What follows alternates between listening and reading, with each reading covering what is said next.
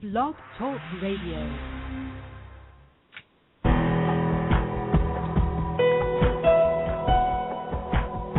Welcome to our program on Kardec Radio. And now, here's our host, Dr. Vanessa Anceloni. Welcome, dear listener, to Kardec Radio. We are here live from the studio of Kardec Radio in Chantilly, Virginia, United States, opening our doors and hearts to you to talk about spiritual transformation and healing. Yes, we are all searching for spiritual transformation, healing, but this is going to be from the perspective of scientific research in the phenomena itself. So we have here with us Dr. Joan Cos Queonino. She's an expert in the field. She has been doing research in this field for many, many years. She's an emeritus professor at the University of Arizona. She has been doing great collaboration with spiritist physicians who are also scientists in this field, like Dr. Alexander Moreira from Brazil. And she has brought to the program today one of her collaborators in Puerto Rico, one of the main sites where they have been studying the phenomena of healing and trying to understand the ins and outs of it from a more scientific perspective. Jesse Espinosa Soto is also here with us. Before we open the line to talk to them, I know you are very looking forward to it. We do too, but I need to share with you some announcements. First, we have here with us, always since day one at the production, Carlos Diaz, who is one of the founders and also is the person who is producing these programs with us. And we can't forget to mention about events that are coming up very soon. This September the 26th, Divaldo Franco, the renowned medium and speaker, at 86 of age, can you believe he's 86 years old? He's traveling all around, delighting people, writing books. He's going to talk about psychology of gratitude at one of the auditoriums of the University of Toronto. This event is organized by both the Toronto Spiritist Society and the Canadian Spiritist Council. So we would recommend that you go to the website of the Toronto Spiritist Society to get know more about it. www.torontospiritists.org. Also, October 19th, in Houston, Texas, from 9 a.m. to 5 p.m., you will be, if you are in the area, at the phenomenal event, Third Texas Spiritist Symposium, www.txspiritistsymposium.org. At the Hilton Inn, they're going to promote a beautiful event that you can't miss. You just need to register. Go to their website, txspiritistsymposium.org, get to know more information. And November 9th and 10th, the British Union of Spiritist Societies is organizing their 4th British Congress on Medicine and Spirituality. You have phenomenal speakers who will be there bridging it up, and we would recommend that you go to their website, www.buss.org.uk. They are the British Union of Spiritist Societies, and they are doing phenomenal work every time they organize this British Congress on Medicine and Spirituality. It's going to happen in London, in the United Kingdom. Now, back to the topic we are going to discuss today. How many people in the world do you know, dear listener, that are searching for spiritual transformation healing? Probably we would say we don't know anybody who is not searching for it. But what does happen actually when we go to these places where we have healing mediums or healers, as people say, and people get through the healing process, or healers are feeling exactly what the patients are feeling? What is happening right there? So to unveil this and much more, how this spiritual transformation healing happens, we have experts in the field like Dr. Joan Cos Queonino, in collaboration with Jesse Espinosa Soto. They have unveiled many they have discovered many answers to these questions and much more. They're still yet to be understood, but we are yet to understand the whole phenomenon. But we would say there are many things that they have already observed that it's worthwhile listening and understanding. And of course, if you by any chance have a question, you can either call us directly at Kardec Radio at 858-769-4705, or you can drop us a line by email at kardecradio.com or at the chat room of Blog Talk Radio. We'll be here, but to kickstart the program today in a beautiful note, we have here Fruitful Prayer from the book and CD Living and Loving by the spirit author Joana de Angelis, by the psychography of the medium Divaldo Franco. You can buy the book and CD at the website of the Spiritist Society of Baltimore, www.ssbaltimore.org. After the break, Dr. Cascianino and Mr. Espinosa Soto they're going to be here with us. Chapter 14, Fruitful Prayer.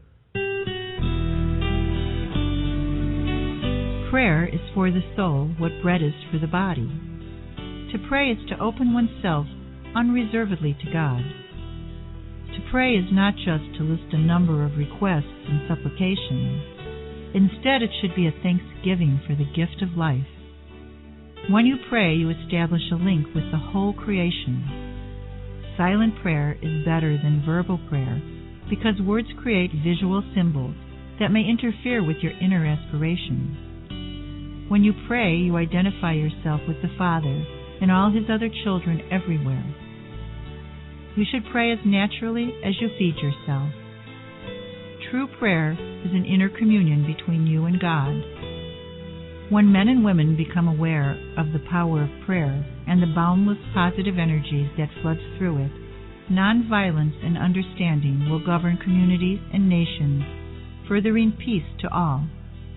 Prayer is the language that inspires the spirit and opens doors to higher perception. No one who wants personal perfection will succeed without prayer. Prayer picks up those who have fallen, soothes our anxieties, and teaches us to forgive others.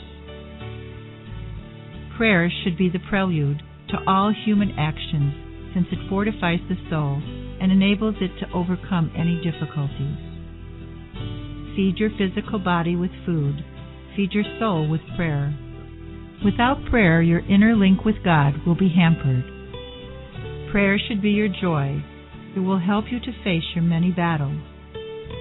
The vibrations of prayer bewilders the sinner and helps them to awaken to reason. Prayer inspires noble souls to join forces to assist others. Without prayer, the soul withers like a plant without water. Pray as much as you can. Moreover, try and make your daily life an act of wordless prayer. Jesus taught that to pray is to attune to God and to the whole humanity. It is to soar above your fellow man and still be linked to them. Gandhi surprised the world with his praying. He helped to liberate his people from political bondage and taught them that with prayer they would find the way to happiness, to spiritual growth, and to inner freedom.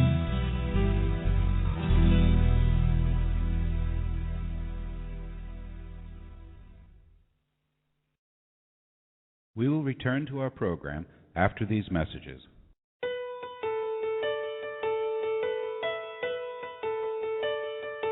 New release, Liberation. In this compelling narrative, Andre Luiz emphasizes the work of high-order spirits in the effort to convert the spirit Gregorio to the good, an effort that culminates with the unforgettable re-encounter with his mother, herself a highly evolved spirit, wherein he surrenders to the irresistible call of love. The book also contains information on how unhappy spirits act as they try to involve incarnates in their wiles. The spirit author tells of the intercession of high-order spirits on behalf of human beings, demonstrating the divine compassion that grants to all the blessed opportunity to free themselves by means of study, labor, and persevering service in the practice of the good. Buy your copy today at www.ediceiofamerica.com.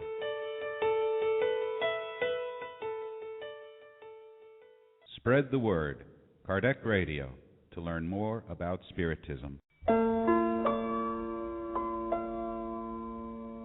Want spirituous books for your children? At Eddie Save America, you will find a collection of them. From the best-selling book, Our Father, in which the spirit May through Chico Xavier brought countless poems, stories, and folk tales based on the Lord's Prayer, to the beautiful and educational collection by the author Adelson Sales on Back to School and many others.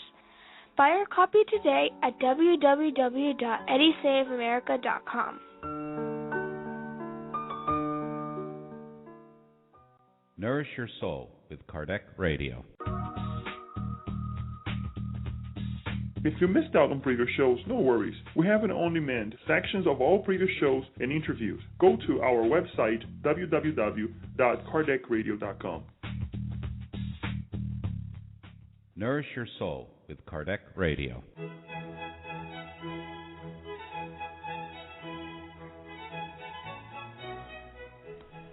Spiritism for Everyone, the online study of Spiritism. This year with the in-depth study of the book Genesis by Allan Kardec.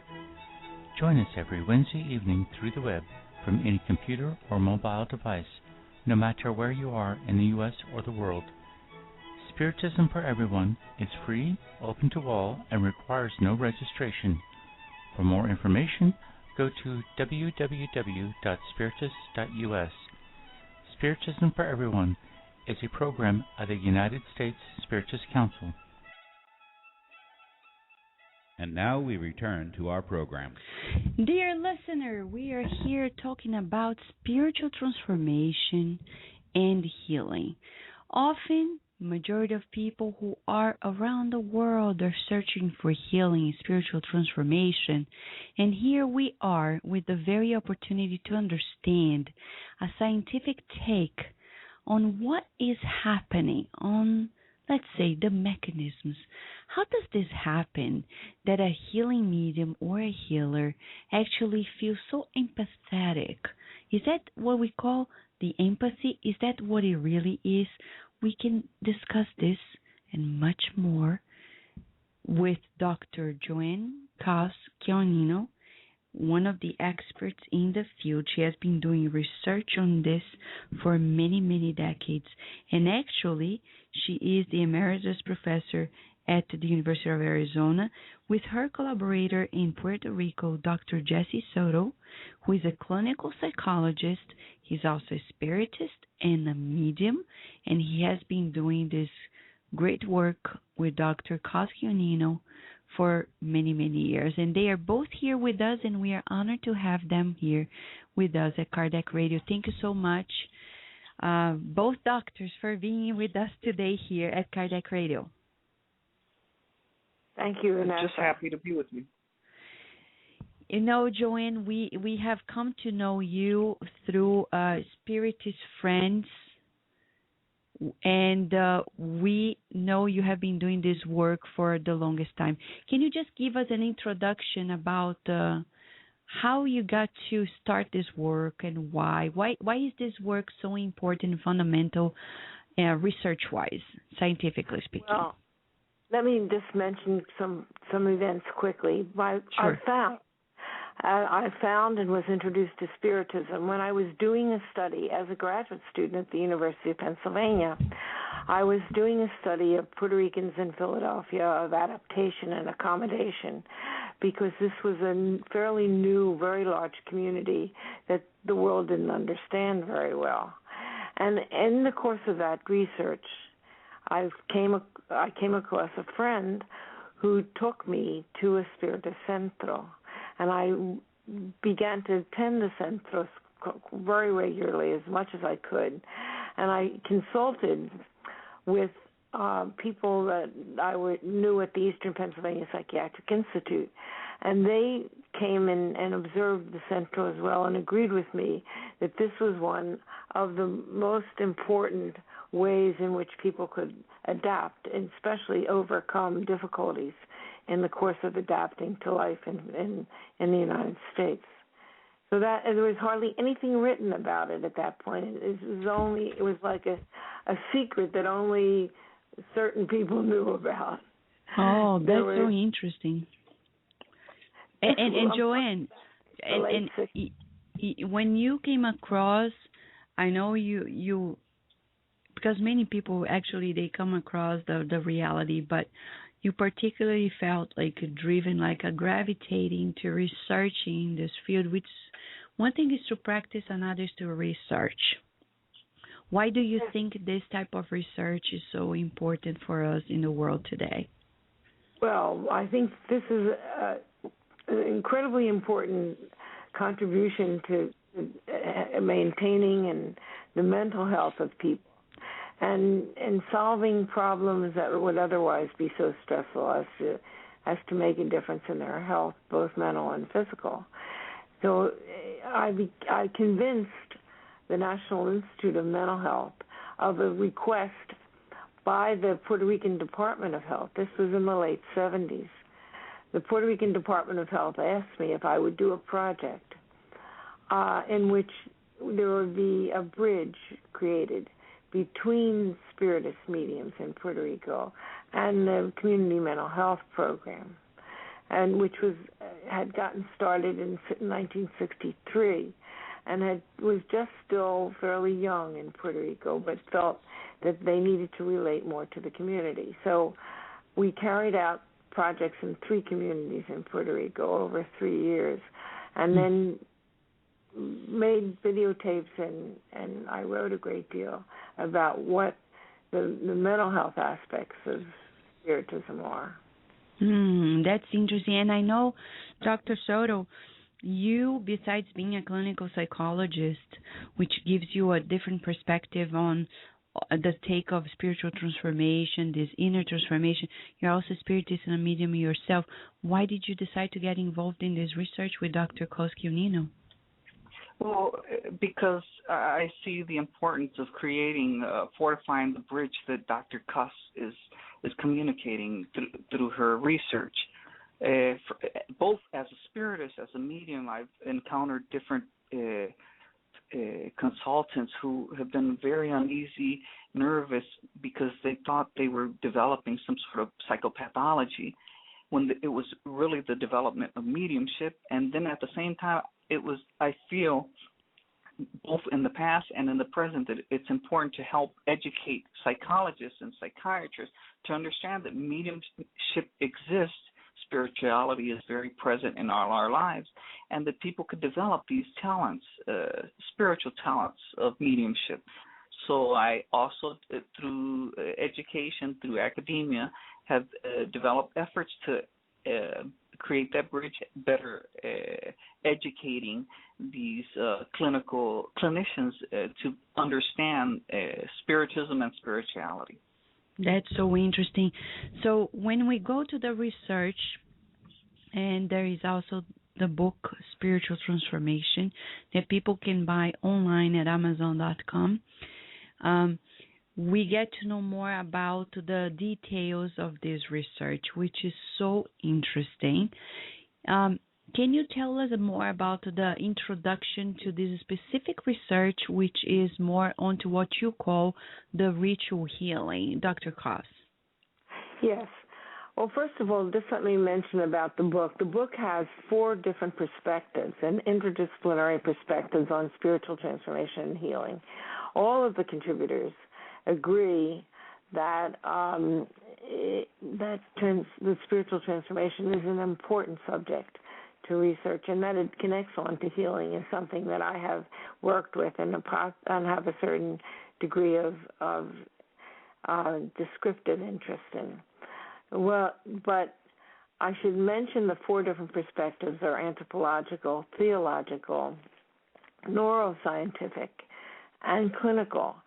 So that this is to illustrate that spiritual transformation as a topic in relation to healing has a wide range of interest in different disciplines.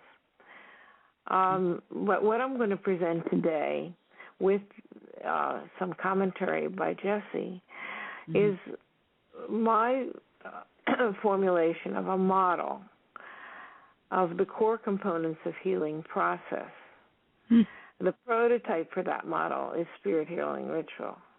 but it also applies to descriptions of shamanic healing rituals and other kinds of healing rituals throughout the world. My assumption in creating this model was that cultural content and context are important. That is, people in different cultures think differently about their spirituality and about spiritual transformation. But these are differences that are important, but only secondary. The process is fairly straightforward and can be compared across cultures. And the process consists of 3 core components that are related to each other. And in your presentation, I remember seeing some statistics about like surveys talking about the spiritual transformation, how many people find it, and religious alternatives. Can you tell us a little bit more in that regard? Yes, there was during the 90s a general social survey. You know, that's the major social survey for the United States. Out of the University of Chicago, a man by the name of Tom Smith ran that particular survey, and he found that 50.4% of the persons that in that sample reported as having had a spiritual transformation. Now, it's interesting that of that 50.4%, this is a random sample of everybody in the United States, 36.8% are born-again Christians. So there's definitely a tendency to undergo spiritual transformation by persons who become born-again Christians. But of the rest of the persons, 17.6% were other kinds of spiritual experiences. Another survey by the Pew Foundation found that religious alternatives are increasing in the U.S. In other words, the United States is a place where there are a lot of churches and people attend church. But it seems to be a trend that spiritual transformation is much more sought after by persons in the general population that are disconnected from institutional religions. That's so interesting. So the scenario is changing, and specifically the research, although we're talking still about the background, but why did you two decide to do this research in Puerto Rico? What is happening there that probably why is it easier? Is there a greater population in that regard? Well, in general... Oh, okay. Go ahead, Cass. Well, it's that I have done research in Puerto Rico all of my academic life, all of my life practically. So it's especially given the fact that the interest in health and mental health aspects of it. But I began thinking about how healers develop and how healing takes place. What is it? Is there a way of understanding what healing is all about that is non-biomedical healing? And Puerto Rico is just a place that I love to be, and is and a place where I found a lot of interest in these issues and a lot of acknowledgement that spiritism is an important part of life and of the culture of Puerto Rico. And Dr. Soto, you would like to add something? Yeah, that in general, Puerto Rico is a place where there exists a lot of social, economic, and health disparities. And one of the characteristics that mediums share is empathy, and empathy is dependent upon, and to a certain extent, for the medium to have experienced what it is to have been wounded, hurt, and that hurt drives mediums to identify with those who are hurt in his community. You're getting ahead of our model. Let's go more. Jesse loves this part of the I'm model. just describing Puerto Rico's scenario of health disparities. Yeah. And I was asking this as well because we became acquainted with a very strong Spiritist movement in the United States, and especially in Puerto Rico. Puerto Rico, we've been there in San Juan in a large event that was organized in 2009 at the convention center by the Escuela Moral. And I would say in the United States, considering Puerto Rico part of it, they are the ones that have the largest attendance. We were, this past July, in their second event organized in the continental part of the United States, meaning it was organized in Massachusetts, and they had almost like 1,000 people attending the event. So we can tell that the Spiritist ties in Puerto Rico are quite significant compared to the rest of the country in itself. And that's one of the reasons why we are also asking you such questions.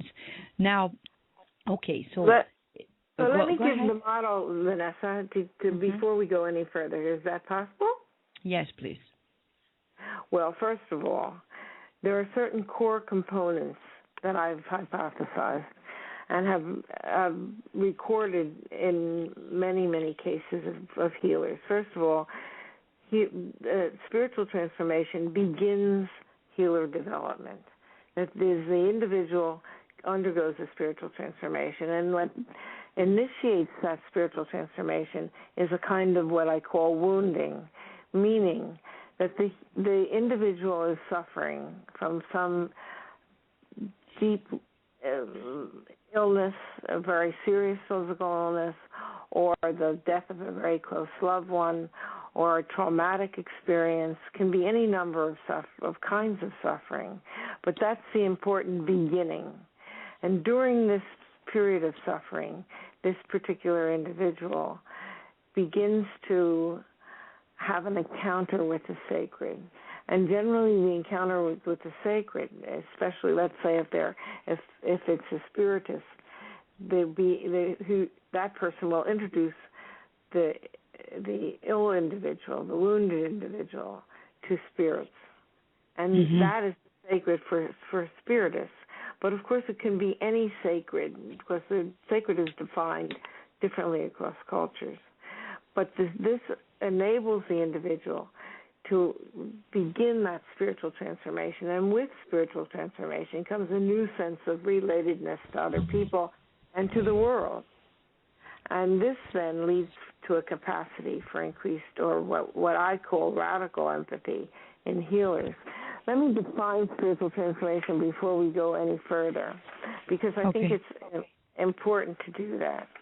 First of all, spiritual transformation, according to Ken Parkerman, who is a renowned figure in this study, quote, fundamental change in the place of the sacred or the character of the sacred in the life of an individual.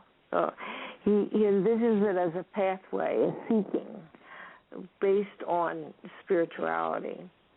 And then let's take one more definition by Paluzian, also well known in this field. Quote, change in ultimate concerns, values, and life directions, or in one or more specific elements in the meaning system of an individual, so that spiritual transformation changes the direction of a person's life in important ways, and particularly in the way the sacred has a place in one's life.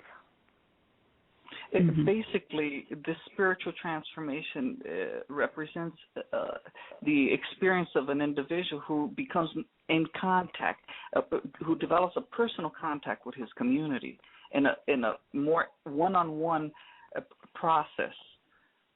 That's what these definitions are saying. Maybe at this point we should give the audience a case study, because that's usually easier to understand what we're saying. Let's talk about Evelyn. Do you want to go talk about her? Okay. I'm gonna share with you the experience of Evelyn. Evelyn's words are the following. She goes, I began to feel weak, lost weight. My mind was chaotic. I was irritable. The economic situation was terrible, and I began to look for work. but I didn't feel good because I depend on public welfare. One wasn't cared for well when you went to the doctor. Each day I was worse. When I walked on the air, my husband decided to take me to the hospital, and they left me for 20 days, but nothing happened. I came home. I got mania for water. I couldn't be quiet all day, agitated. I couldn't do anything. A friend of mine told me, you should go to an espiritista. It looks like you have something. I answered her, I don't believe in that. They gave me many remedies, but it seemed that nothing helped me because I lacked faith. I was failing. One day, the girl who had told me to go to an espiritista appeared at my house. The only thing she said was, you are still drinking water? Water? I remember that a loud shout came out of me, of which I was aware, but nothing more. Well, they took me to an espiritista, but I was so wild, laughing at those things. Well, I believed that they had separated my body from my spirit. I didn't know where I was. In my ear, I heard someone who said to me, look, now you are with me. You don't have a body because look where your body is. I didn't see anything, only a gray coffin with my body inside. And someone was repeating many times, now you know that spirits exist. Look where your body is in that box. Do you see? I didn't have a body, nothing. In a moment, I felt like my blood was circulating and my feet were leaving the ground. But I tried to open my eyes and couldn't. At that moment, my eyes closed. I saw a tall black woman with a dress woven of very thick thread, but she was smiling. I guess that would be my madama, she interjected.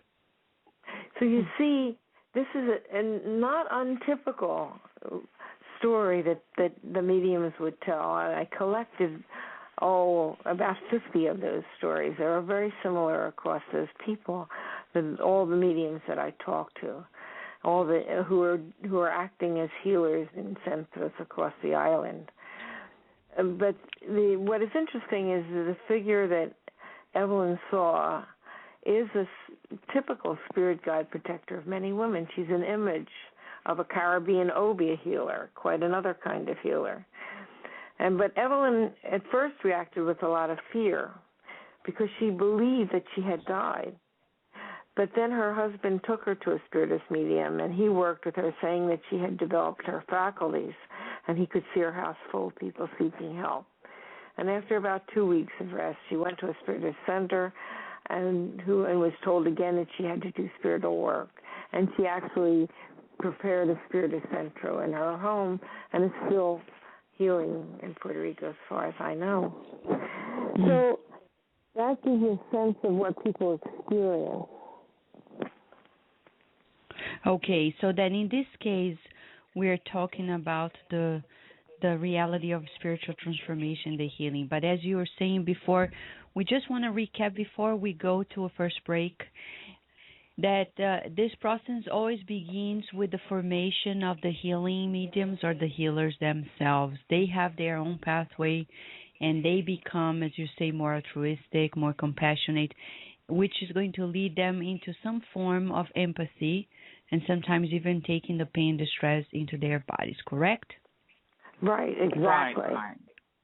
Okay, so we're going to go to our first break, but when we come back, we'd like to understand more. Since this is the pathway, what have you found out regarding especially this relationship between, if we may say this way, or the approach or the rapport between the healing medium and the people or the patients who are searching for spiritual transformation and healing, okay? Okay, that's what we'll after the break. We will return to our program after these messages.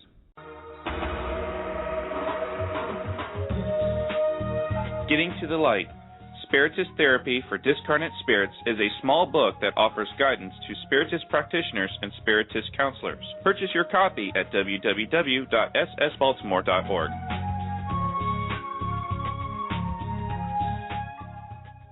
Nourish Your Soul with Kardec Radio.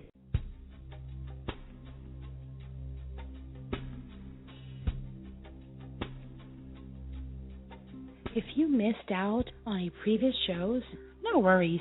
We have an on-demand section of all previous shows and interviews. Go to our website at www.kardecradio.com. Spread the word. Kardec Radio, to learn more about Spiritism. Help prevent suicide by reading and sharing these books with others. 2 great books are available to help in this Kardec Radio campaign to prevent suicide. Suicide, All You Need to Know, by the international Spiritist speaker Richard Simonetti. You can buy your copy at www.roundtablepublishing-uk.com. Also, Memoirs of a Suicide by the medium Yvonne Pereda. Buy your copy today at www.ediceiofamerica.com.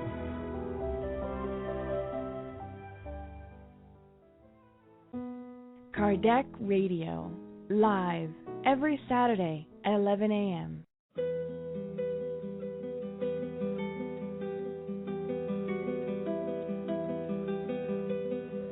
Kardec Radio now offers more programs during the week and weekends.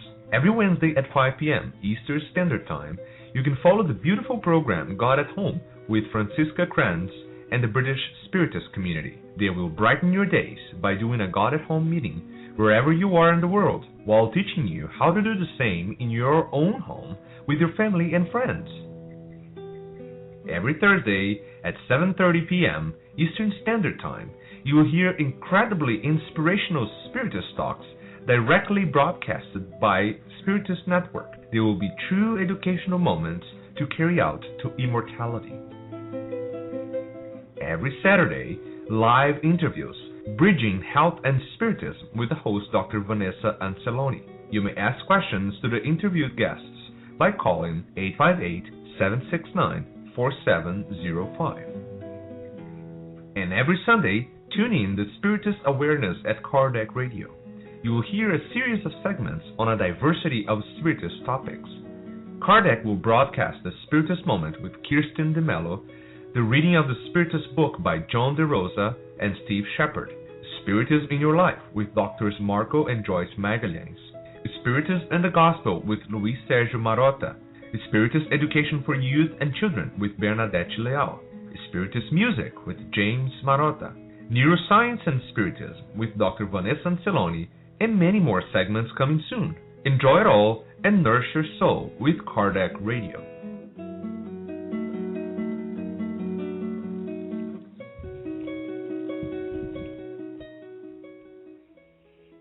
And now we return to our program. Dear listener, we are here talking to Dr. Cos and Dr. Soto about spiritual transformation and healing from a more scientific perspective, trying to understand the mechanisms, the model, as Dr. Cos says. How does it happen, to understand the dynamics so we can understand more about the things that everyone is searching for, and probably will help people who are listening to us comprehend a little bit more about phenomena that exists undoubtedly around the world, not only in Brazil or Puerto Rico, but around the world. But we have sometimes no clue whatsoever on why such things happen in a more mechanistic way. So Dr. Cos and Dr. Soto, before the break, we were talking about, as Dr. Cos said, she was giving a definition on spiritual transformation. Dr. Soto gave us one of the interesting cases that you've observed, and then the definition about the formation of the healing medium or the healer. Now, what have you actually observed regarding the mechanisms of this model? Well, first of all, To develop as a healer, the initiatory illness can be severe, and the physical state may explain, and the emotional state may explain the mystical or anomalous experience that's of oneness, of communion with God, of communion with spirits, or all being, or nature. And this experience leads to a feeling of permeability of self-boundaries. That is, it's a separation between two individuals. Usually self-boundaries are very carefully maintained by all of us. But this changes when spiritual transformation takes hold. The development of a healer includes the acquisition of spirit guide protectors and other extraordinary beings who then facilitate healing through trance as well as visions, spirit soul journeys, ritual medicines. And the capacity to trance, that is, to enter into an altered state of consciousness, is linked to a capacity for empathy. And what I'll explain later, I've called radical empathy. So what is empathy? First of all, it comes from the German concept of, quote, feeling into.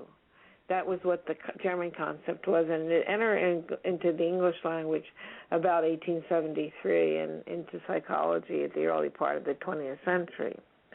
And the interest in empathy as part of healing, or we could say curing as well, since it's also an interest of medical doctors now, becoming more of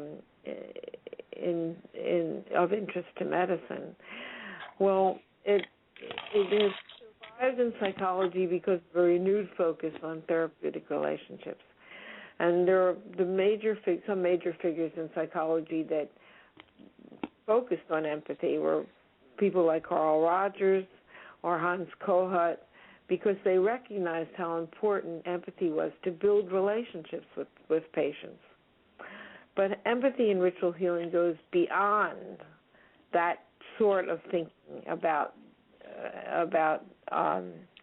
what the role of empathy is. That is, there's a determination by most psychologists, clinical psychologists, who do psychotherapy, that there has to be a separation of some kind, some narrow form of objectivity to make it work. That is, that you can't become totally immersed in the other patient. But with spiritist healers and other non-medical healers, this separation breaks down, and specifically breaks down. I'm sorry, yeah, but why do you think this empathy in healing happens? Why? It happens because of the experience that the healer has had. The process, as we all know, when you go to a healing centro, let's say, which is the model for this. The Spiritist Center, yeah. Yeah. What happens is, if you go to the Spiritist Center, you don't ever present what's wrong with you.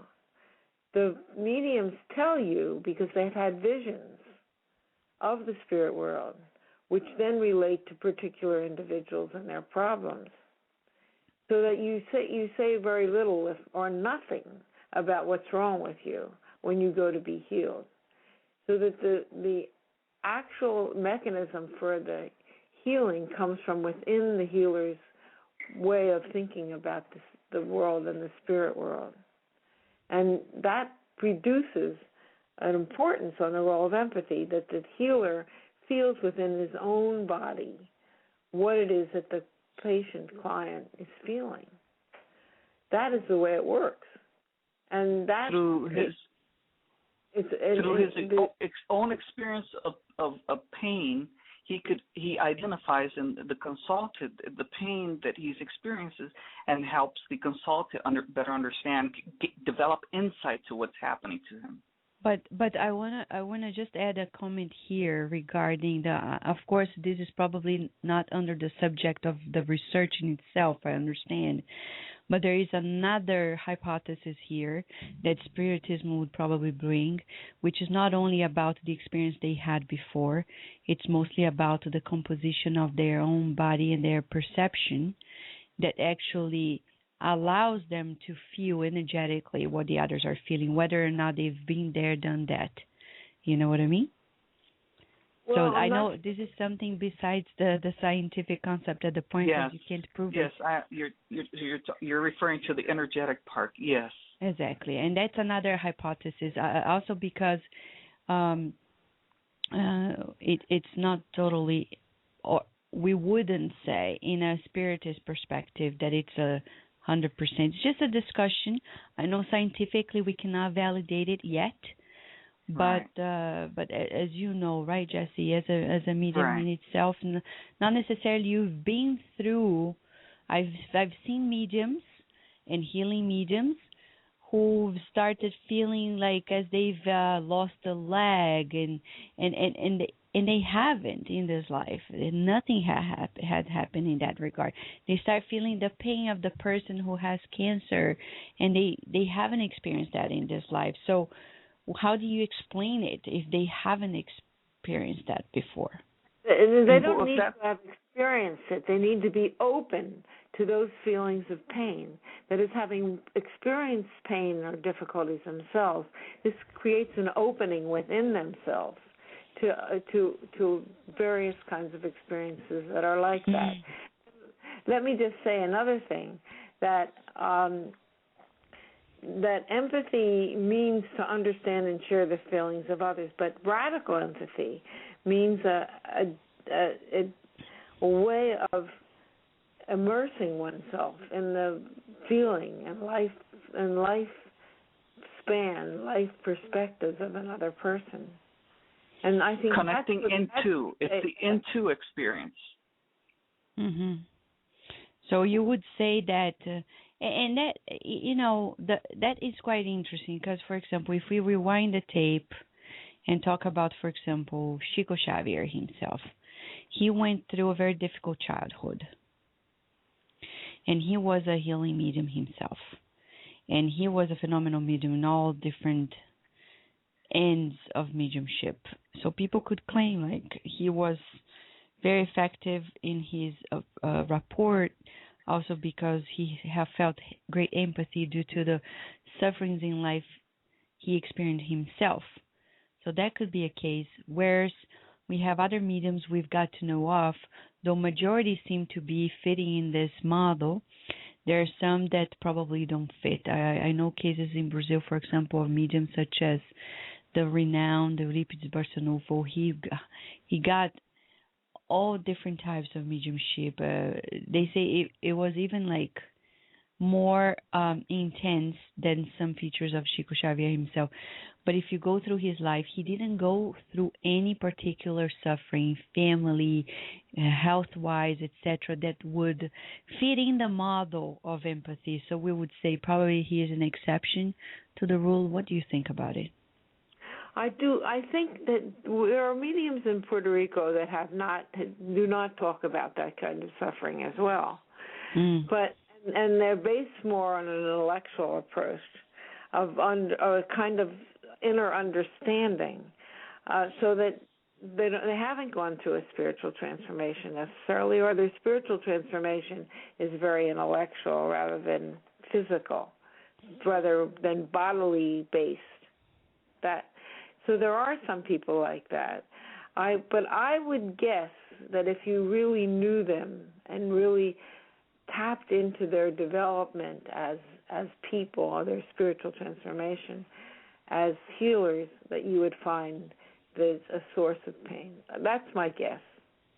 But again, like Cuss was describing, in this case, not necessarily the medium has to experience all the experiences of pain, but like she underlined, to be open is by just the medium being open to the pain of another, permits him to connect inside the other and visualize, see, experience that pain, and then interpret the pain to the client that the client who suffers it does not understand.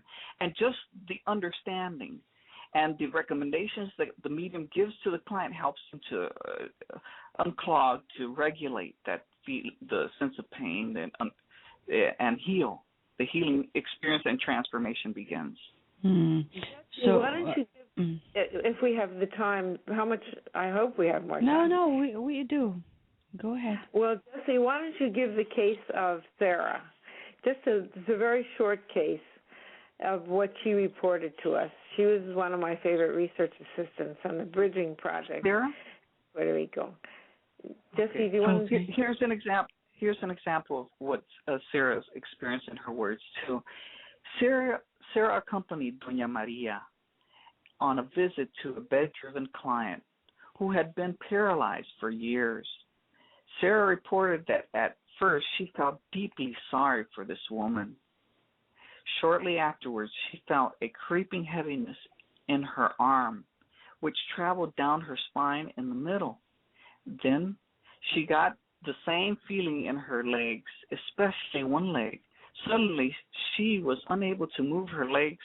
The client reported that the paralysis came upon her in exactly the same way over 4 days. She had never told anyone exactly how it happened. Doña Maria told Sarah that the feelings would leave if she described them verbally to the client, and they did. Sarah then felt a calmness inside. That's the case of Sarah. That's interesting. So this reminds me, before you extend the comments, I'd like to ask you this question, because recently I've read a paper talking about the synchronicity that can exist, physiologically speaking, between a therapist and the patient. So there is a scientific paper talking about the synchronicity on the raw skin conductivity while they are doing a therapeutic session. So physically they are apart from one another, but there is a moment in which they get in sync, and physiologically they seem to be on the same page. So exactly. Right? What do you think? So how much does this fit in the whole model? We could tell here that the empathy you're talking about is physiological too. It's saying about the same thing. It's saying that the boundaries between the client and the patient, or the medium and the client, whatever. Between the therapist and the patient, or the medium and the client, that these boundaries are lowered. They often disappear. The way it happens in Spiritism, as you well know, is that the medium takes within his or her own body the spirit that is causing the difficulty to the client. Yes. And that it's lending their body to helping other people. And that kind of openness beyond boundaries, the connection between people, is what counts, I think, which makes it successful. Yeah. Does that answer it? Mm-hmm. But have you observed in your research if there are specific levels of in regards to the preparation of the healing medium? Would you say that the more that they have experienced some form of suffering in life, they would be probably more empathetic? I'm not sure, but they would be more effective in their approach? Have you seen such type of relationship? They might, but not necessarily.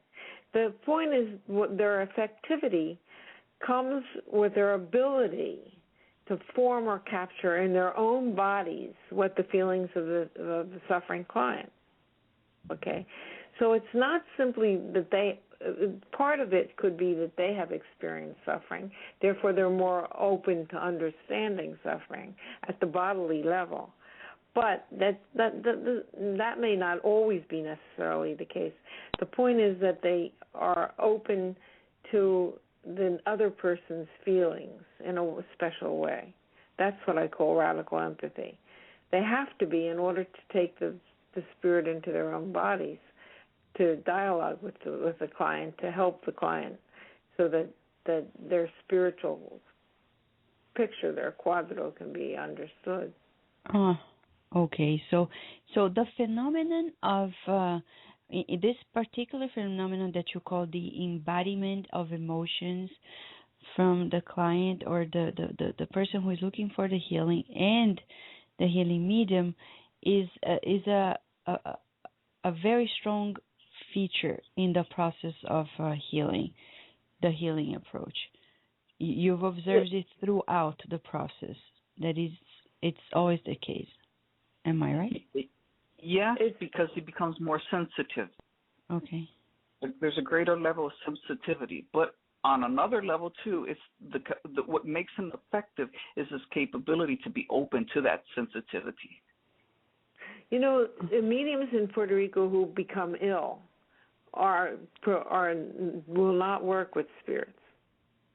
They feel endangered if they do because they feel weakened by their particular problem at the moment. Until they're healthy again, until they can jump into the fray, so to speak, of working with spirits. Oh, yeah. Okay. They don't. So, I mean, there is that recognition that you need to be in a certain state, physically and emotionally, in order to allow those boundaries to drop between you and the suffering client. Okay. We're going to give one last break. When we come back, we'd like you to help us understand more about what you call the reenactment in that regard. Is that okay? Sure. After the break. We will return to our program after these messages. Books of Andre Luis. Through the hands of the most prolific medium of all times, Chico Javier, the spirit doctor Andre Luis wrote a series of books that unveil the mechanisms of life and life after life. From the best-selling novel No Solar, Our Home, to And Life Goes On, the reader will find illumination for a fulfilled life on Earth as well as immortal happiness. Check the many titles available at the international distributor, EDI CEI of America. Their website is www.ediceiofamerica.com.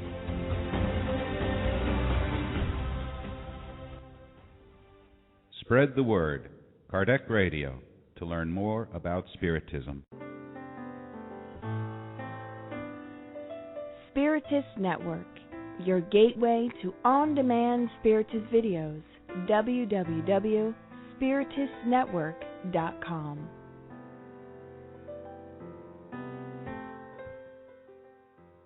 Nourish your soul with Kardec Radio.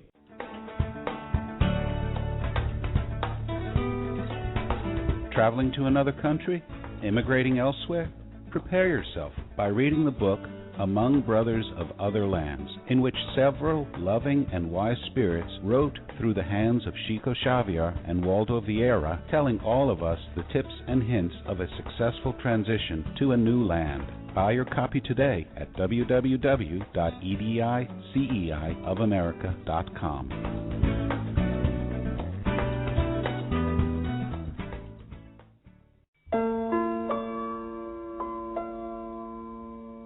Do you want Spiritist books for your children? At Edicei of America, you'll find a collection of them, from the best-selling book Our Father, in which the Spirit Mei Mei, through Chico Xavier, brought countless poems, stories, and folk tales based on the Lord's Prayer, to the beautiful and educational collection by the author Eda Yuson Salis on Back to School and many others. Buy your copy today at www.ediceiofamerica.com.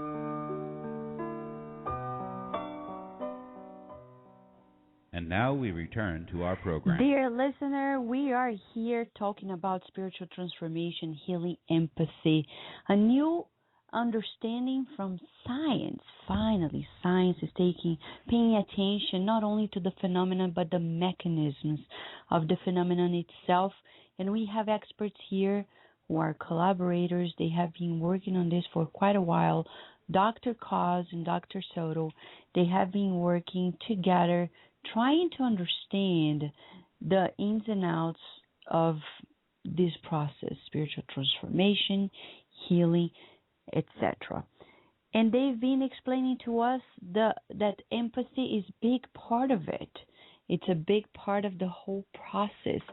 And one of the things Dr. Cos would like to know is what you mentioned regarding the reenactment. Can you explain it to the listener what it means and how this is one of the things you observed in the process of spirit healing and embodied emotions, please?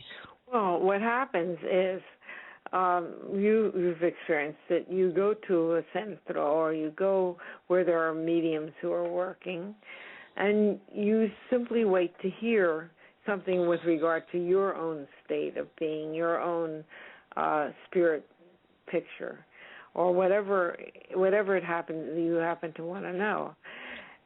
The point is that when the medium turns his attention to you and is actually able to view the spirit world with relevance to your problem, to your feelings, then there's a lot of emotional expressions, gestures. These are highly visible, and there's a lot of emotion that accompanies the spirit's words when they come to advise the client about what it is that's happening to them. This is an enactment of the problem. I mean, at a kind of controlled level. It's a place where people don't have to feel it, but they can think about it. They see it before them like a psychodrama. It has actually, Spirit of Healing has been identified as a psychodrama in some writings of a colleague of mine, Eduardo Seda. Mm-hmm. So there is and I've written about it as a kind of folk drama where people get together and then enter in. I mean, some people sit in those sessions for 3 or 4 hours without the spirit ever coming to talk to them. Mm-hmm. But when the spirit comes through the medium, there's a lot of communication of what it is that's happening. That is emotional expressions, facial expressions, gestures. These are highly visible. And the clients respond positively to this verbal evidence that the spirits deliver through the healer. But the healer has to let down their own feelings about themselves in order to have these replaced by feelings that belong to the client. Does that answer it? Yes, and it's quite interesting because in a way it reminded me of a quite recent therapeutic approach that has been happening around the world named Family Constellation, in which I don't know if you've heard about it, but it has so many connections with the spiritual part of our relationships. It's quite fascinating, and it goes hand in hand with that experience you're mentioning here. Now, Dr. Soto, when you observe how much of a cultural aspect, I know, Joanne, Dr. Cos mentioned at the very beginning that culturally speaking, these phenomena may vary, but how much have you observed any particularities that probably happen there in Puerto Rico and doesn't happen elsewhere? If you can share something in that regard. Something specific, no, but what I can tell you is that the cultural phenomena it could be seen in the way the clients and the medium express their feelings. Like some might automatically begin to cry together, and they'll hug each other. Those are cultural ways of expressing feelings and emotions. In other cultures, they just talk it out.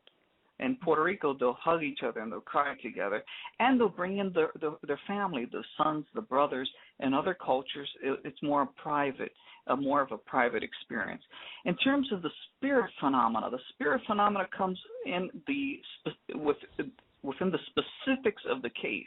The medium's capability to bring the specific fact in the situation, to exemplify, to sustain, to bring in as evidence for the patient, the person, the client, of how that fact is affecting his life and why he or she needs to change the direction of his behavior And those would be that would be the spiritual aspect, because the medium has no way of knowing the intimate elements of the client's life. There are sometimes facts or veridical facts that not even the clients know about their sons or daughters, but yet their sons or daughters are participants of the spiritist session. And right there they have a chance to exchange validate the information and exchange ideas about what's really happening, about the pain that they as a family are suffering. So again, finishing, the cultural aspects there is basically on how each of us expresses our emotions according to our culture. That's all.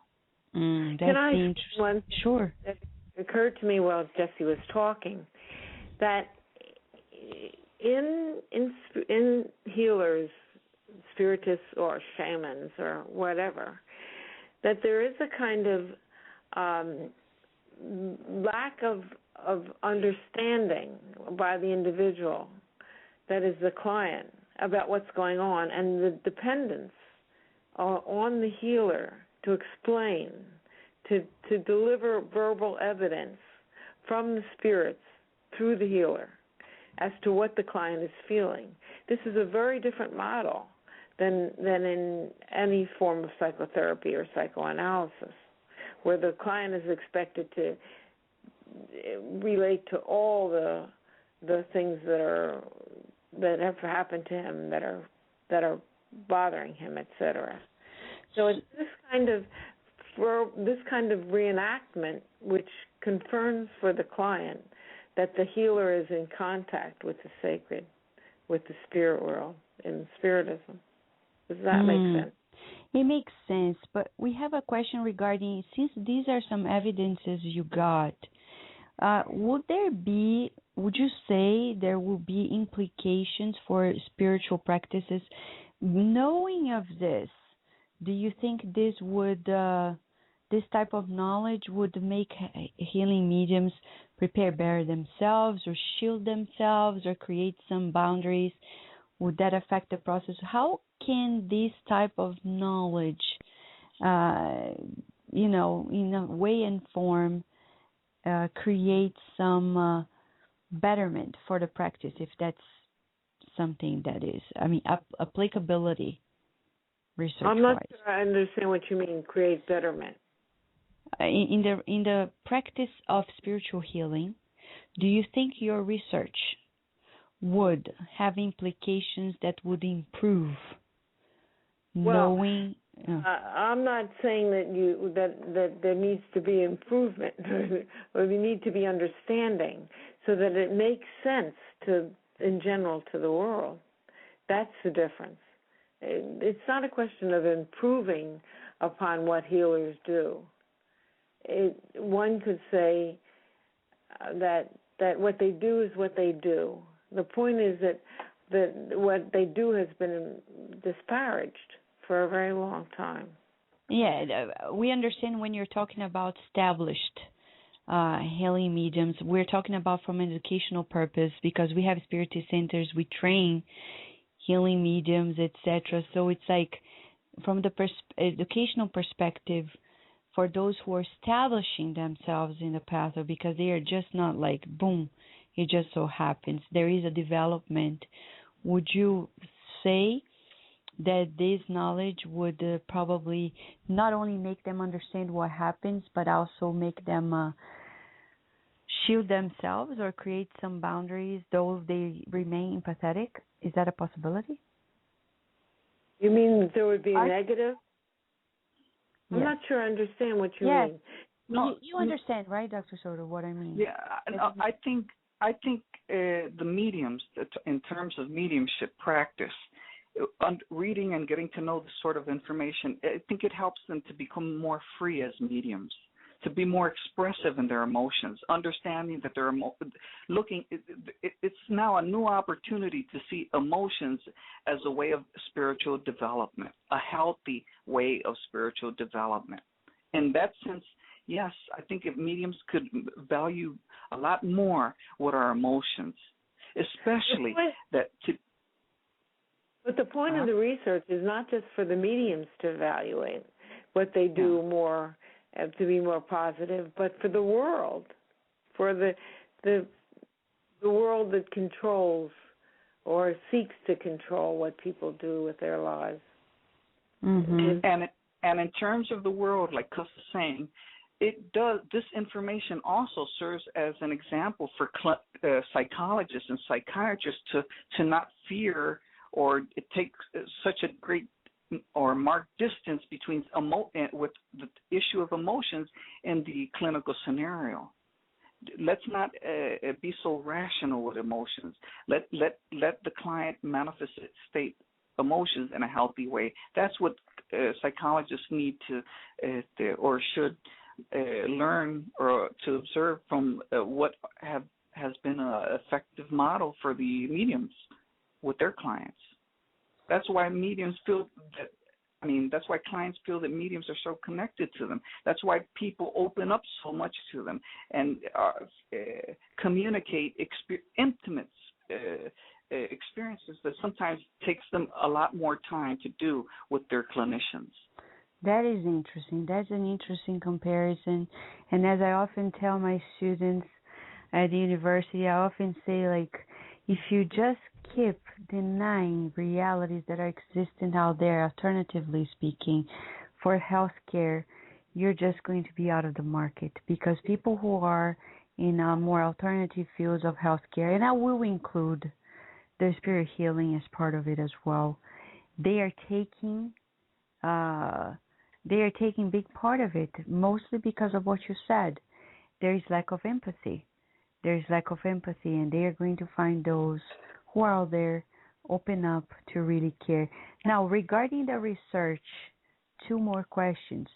Do you think, since you're talking about the foundation of this process relying upon emotional expression, etc., or what we say emotional body language, and it's a physiologically rooted process, are you planning on considering any type of physiological measurement to go hand in hand with this more behavioral, social observations? At one point in my career, I applied for money to try to do various measures of neurological measures. And there's actually been the first experiment or the more experimental approach has been done by Julio Perez, and you know about that, Vanessa. He's reported on, and Alexander, to try to do various neurological studies of what the medium is experiencing. So, and at the point when I applied for money, it wasn't considered to be anything important. But now it's acquired a much greater importance. I guess you must have had programs, so I might have not managed to hear them, where you talked about that research. The point is to look at a scientific look at what actually is going on in the nervous system, in the central nervous system of the healer. And that in a way begins to justify or explain in physiological terms what's happening, if that's what you mean. Yes, that's what we mean. And what else lies ahead in the next steps of this beautiful research that both of you are carrying out? Well, right now, what Jesse and I have been doing for the last several years are looking at medical doctors, the extent to which they are spiritual and the extent to which they undergo spiritual transformation. Some of them do. And we're actually... within the clinic. Within the clinic. And that's so true. I have, as a psychologist myself, and as many colleagues that I know of, even though many of them are not even spiritists or spiritual people, they come reporting saying, I felt something, or it's so creepy. Sometimes they say, oh my gosh, I was talking to the client and they were expressing their emotions and I felt like this dark shadow near them and I started feeling this or that way. So it's so interesting because the reports are there. They actually observe, they register something, but it's dismissed because since it's like, oh, maybe it's imagination, maybe it's just that I don't know what to do.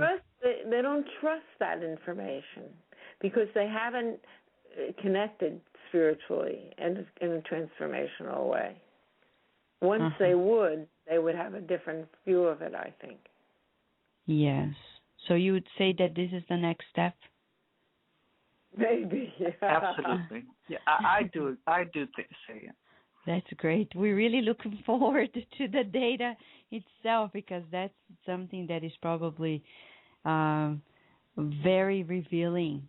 And we really look forward, and we would ask whenever you have it, at the conclusion level, we would really appreciate if you come back to Kardec Radio, both of you, to share what you found out. What would be, Dr. Kaz, if you can send a final message to the listener at Kardec Radio, whether they are scientists or not, what would you say, would you like to share as your final comments regarding this, the research you presented today?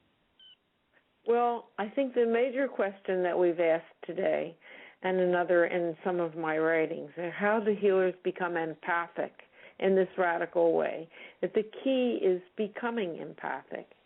And I'm suggesting that they become empathic by an initial intense contact with whatever is sacred as a response to whatever, crisis, severe illness, desire to help other people. And there's a whole integration into their being of what has been called altered states of consciousness of many kinds.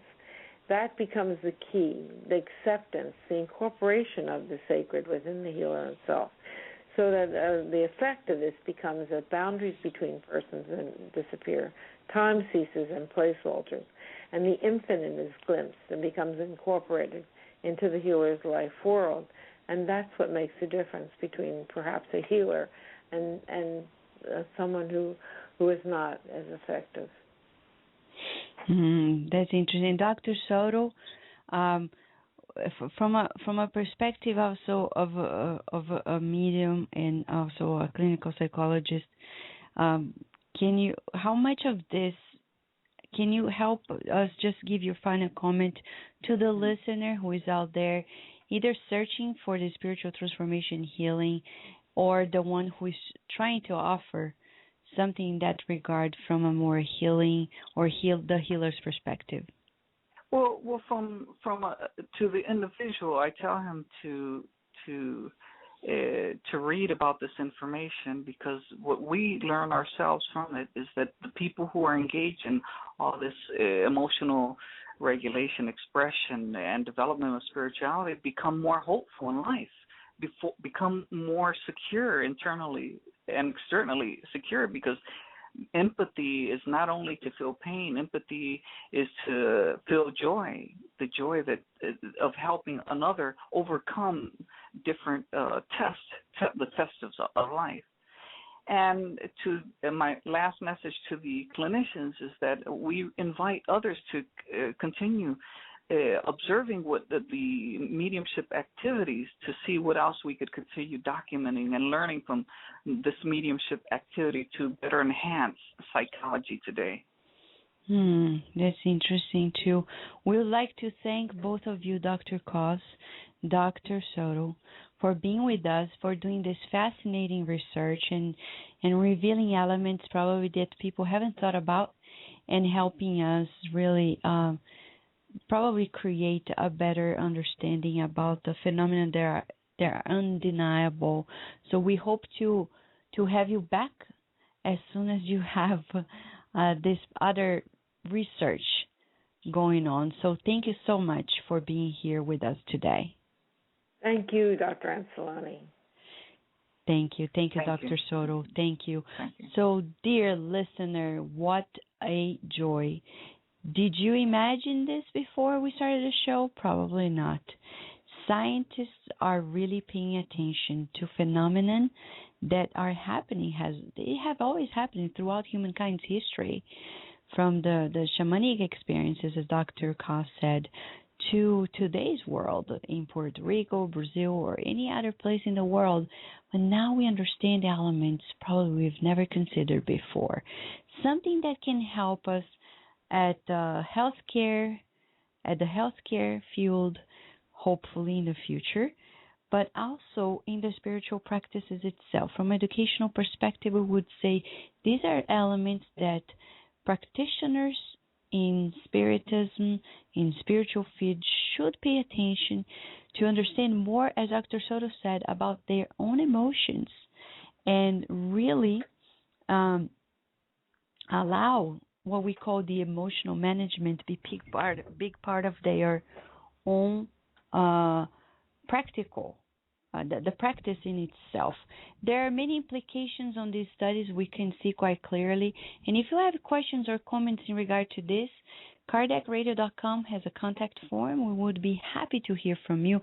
By the way, we have already got some feedback here, and we'd like to thank especially Abby Scher from Baltimore as she wrote to us talking about how great such information in the show today has been given, and she's really excited about it.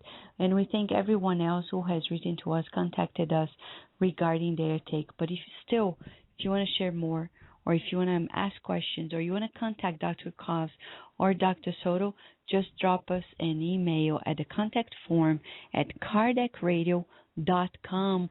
We're going to go to one last break, and you know what's happening after the break, right? After the break, we're going to pray together because Kardec Radio is here to really nourish your soul. We will return to our program after these messages. Want to learn more about the ins and outs of mediumship? The book In the Realms of Mediumship by the spirit doctor Andre Luiz through the medium Chico Xavier analyzes the various aspects of mediumistic communication and mediumship. He also praises the efforts of mediums who are faithful to the spiritual mandate they received before they reincarnated, warning them about the risks of badly practiced exchanges between the two worlds. Buy your copy today at www.ediceiofamerica.com.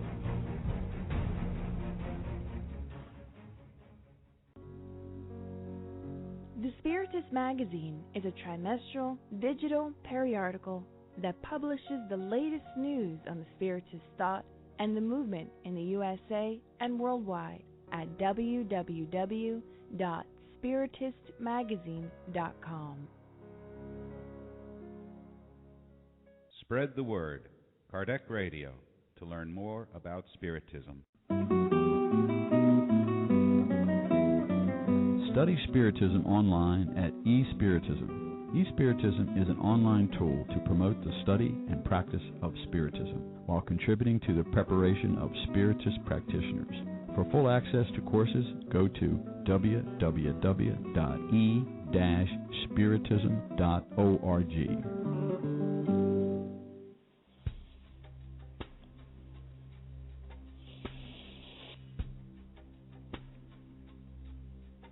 If you missed out on any previous shows, no worries. We have an on-demand section of all previous shows and interviews. Go to our website at www.kardecradio.com. Emmanuel's Novels. The reputable mentor Emmanuel wrote a 5-book series of Spiritist novels that can truly transform your life. Starting with 2,000 years ago, Emmanuel delights our minds with the true account of characters that are so similar to each of us. Discover yourself in Emmanuel's novels and live better. Buy your copy today at www.ediceiofamerica.com.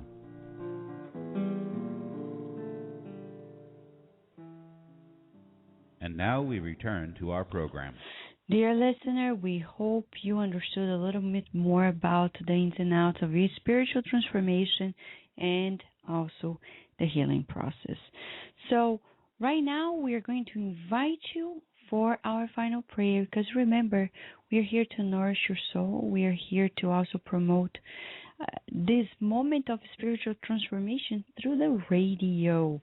Let us then pray for all healing mediums around the world. Why not? We've never prayed about that before here at Kardec Radio. So how about if we pray, because we search for them everywhere and elsewhere, sometimes traveling miles and miles of distance to meet with them. But how often do we pray for them that they succeed in their difficult task? Because as you've seen today, they really suffer in their own skin to really help or reach out to those who are in need. So let us close our eyes, wherever you are in this world.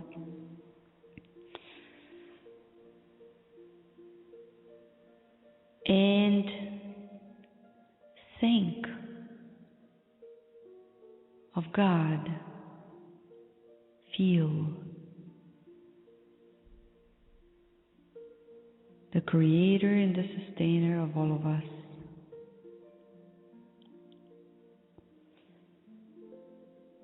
Loving and caring Father, Mother, God.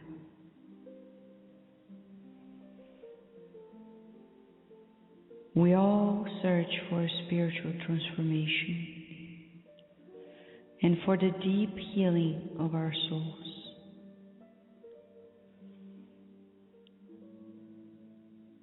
And many of your children were brought in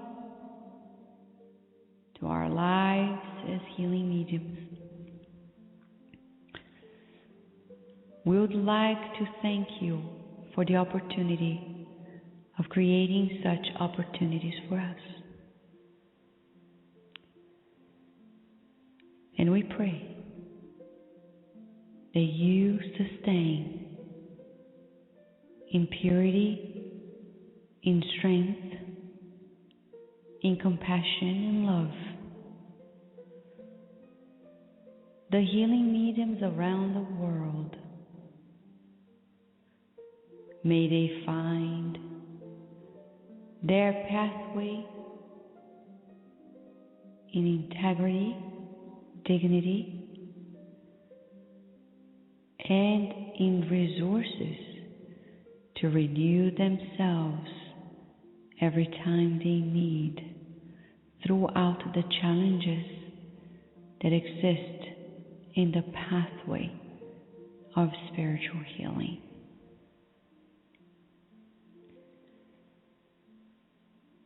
May they be strong, and also may they find the study and the knowledge, such as the Spiritist one, to empower themselves in their practice, fulfilling your will on earth as it is in heaven, being true instruments of your will, of your love, of your kindness. And we pray that those who come across their pathway support and respect them without outrageous demands and vampirizing attitudes. May they be respected in their needs as well. May they be treated also with kindness.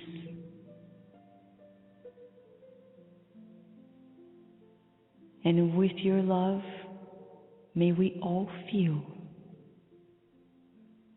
everywhere we are in this world, that today we've got new seeds to be spread out throughout the field of our lives, sharing with others the good news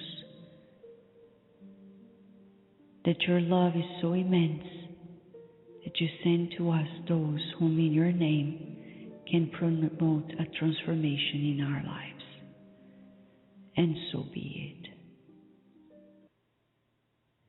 Dear listener, what a joy in a week, we're going to have a program that is quite fascinating as well. It's about the heart of religion. You probably remember Dr. Stephen Post, the renowned scientist who has been leading research on the importance of doing good to others and how health can be greatly impacted in a positive way by the fact that we are volunteering, reaching out to people who are suffering or in need. He's going to tell this and much, much more with us right here live on Saturday. It's going to be September the 28th, and we hope to have you here with us asking your questions. You can talk to Dr. Stephen Post. You can send your questions as well or your comments. In between now and then, we have other beautiful programs. On Wednesday, God at Home, a beautiful experience led by Francisca Kranz from London, together with Mackenzie Mello from Massachusetts, United States. On Thursdays, Daniel Santos, the founder of Spiritist Network, is releasing or broadcasting to you beautiful Spiritist talks that were given around the world by different speakers, and you can learn much, much more. And on Sunday, tomorrow, we have Spiritist Awareness, beautiful segments for all those who want to know more about Spiritism, who want to get more instruction in that regard. Hosts from around the world leading discussions, conversations, and tips and hints for a better life under the eyes of Spiritism. We hope you're enjoying Kardec Radio, and if you want to send comments, questions, etc., just write to us at kardecradio.com. We have a contact form, so easy. It gets to us. We're going to reply to you. And, of course, we'll send you a Kardec Radio t-shirt. For now, we wish you lots of joy in this week and always in your life and in your family. We'll talk to you in a week from today. Thank you for listening to Kardec Radio, broadcasting live every Saturday morning at 11 a.m. Eastern Standard Time. Email us and share your comments at www.kardecradio.com. Until next time, we wish you many blessings.